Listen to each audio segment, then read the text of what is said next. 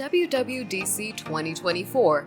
This is why your iPhone doesn't support Apple Intelligence. The first day of one of the most awaited and electrifying events, the WWDC 2024 wrapped up with the announcement of some jaw-dropping releases and teases. Senior Vice President of Apple, Craig Federighi, said, "A computer for the rest of us." In case you've forgotten, it may have been more accurate to say AI for the rest of us, though probably not you. Apple Intelligence is confined to very few iPhone models. This recently introduced feature is only compatible with specific devices, such as headsets, iPhones running on iOS 18, and devices launched after 2019, according to the SVP of Cupertino-based tech giant. So if you're an iPhone user using an older model than 2019, then your device wouldn't be able to support newly introduced capabilities and features, as each iPhone launched can surely not join this party. But there is nothing to be deflated about, as Apple never disappoints its users and will surely introduce any other great feature to please old iPhone users. However, Apple Intelligence is one of the most intriguing features ever introduced, and users are anticipating to figure out whether this feature would